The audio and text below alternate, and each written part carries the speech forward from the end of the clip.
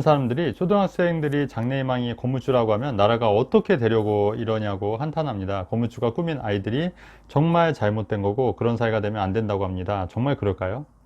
대부분의 사람들은 건물주는 아무 일도 안 하고 놀고 먹는 사람들이라고 생각합니다. 하지만 건물주들도 나름의 고충이 있고 부모 도움 없이 건물주가 되기 위해서는 정말 뼈를 깎는 노력을 해야 합니다. 초등학생이 건물주가 되고 싶다고 무조건 되는 게 아닙니다. 물려받은 재산 없이 건물주가 되기 위해서 기본적으로 부동산을 알아야 합니다. 입지 분석을 할 줄 알아야 하고, 살 때 내는 취득세, 보유할 때 내는 재산세, 종부세, 그 다음에 팔 때 내는 양도세 등등 세금도 꼼꼼히 알아야 합니다. 거래를 잘하기 위해서 기본적인 사람 심리와 거래의 기술, 사기를 당하지 않아야 하는 기본적인 민법과 사람 보는 눈 모두 필요한 부분입니다. 부동산을 잘 사기 위해서 시세도 알아야 하고 세입자의 관계도 원만하게 풀어야 하기 때문에 의사소통 능력도 필요합니다. 어디 그뿐이겠습니까? 물려받은 재산이 없다면 스스로 종잣돈 마련도 해야 합니다. 종잣돈 마련을 위해서 직장인이라면 정말 아껴 쓰고 모아야 합니다. 많은 급여를 받기 위해서 누구보다 더 열심히 일해야 합니다. 좋은 직장을 잡기 위해서 학교 다닐 때도 정말 많은 공부를 해야 합니다.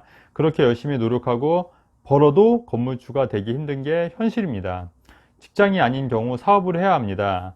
사업은 본인이 모든 리스크를 안고 해야 합니다. 잘 될 수도 있지만 잘 안 되고 사업이 실패해 함께 사는 가족이 해체되는 경우도 심심치 않게 보게 됩니다.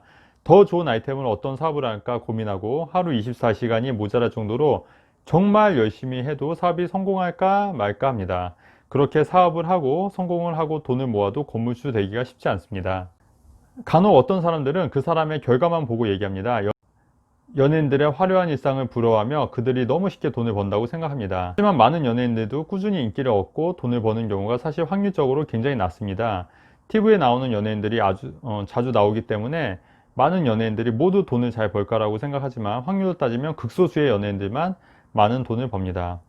간혹 어떤 사람들은 노동이 중요시되는 사회가 돼야 한다고 말합니다. 하지만 부가가치를 창조하려면 노동보다는 다양한 아이디어로 세상에 없던 새로운 걸 만드는 사람이 훨씬 더 부와 부가가치를 창출합니다.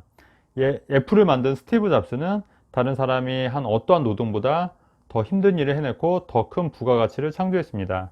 노동을 중시해야 하는 것도 일정 부분 맞지만 그보다도 인간은 진취적이고 역동적인 자본가, 그 다음에 사업가의 노력과 열정을 중시하는 사회를 만들어야 더 발전하고 성장할 수 있는 사회가 된다고 생각합니다. 만약 노동만 중시하는 사회가 돼야 한다면 애플의 스티브 잡스보다 공사판에서 막노동을 하는 사람이 더 존중을 받아야 하는 사회가 됩니다. 물론 공사판에 막노동을 하는 사람들도 우리나라에 꼭 필요한 사람이긴 합니다. 하지만 애플의 스티브 잡스처럼 큰 부가가치를 창조한 사람과 비교하기에는 무리가 있어 보입니다.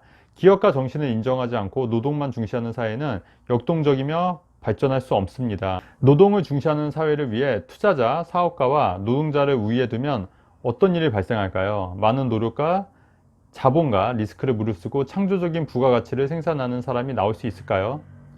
모든 사람들이 땀 흘리는 노동만 중요시하고 머리 쓰고 기획하는 일 혹은 리스크를 안고 자기 자본을 투하는 투자자가 없다면 이 세상이 제대로 돌아갈까요? 아마 획기적인 어떤 발명품 그리고 우리 삶을 바꿔줄 물건은 절대 나오지 않을 겁니다. 아마 북한처럼 굉장히 경직되어 침체되는 사회가 될 겁니다.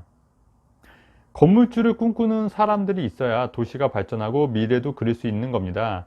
지금은 빈 땅이지만 내 건물을 짓고 그 건물에 상가를 만들고 그 상가에서 내가 만든 제품, 예를 들면 스티브 잡스의 아이폰 같은 제품을 만들면 그만큼의 부가가치가 창출되고 많은 사람들에게 더 큰 혜택을 줍니다. 그런 세상이 진짜 멋진 세상입니다.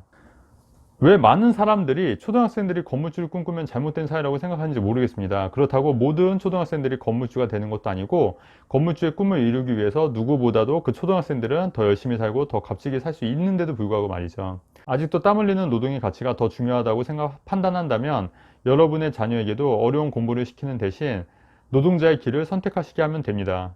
아니면 스티브 잡스처럼 기업가가 돼서 세상에 없는 물건을 만들고 모든 사람들을 더 행복하고 편리하게 만드는 그런 사람이 되겠습니까? 하지만 안타깝게도 이 세상에 노동이 중요하다고 생각하는 많은 사람들이 정작 자기 자녀들은 모두 해외로 유학을 보내거나 엄청난 사교육을 시킵니다.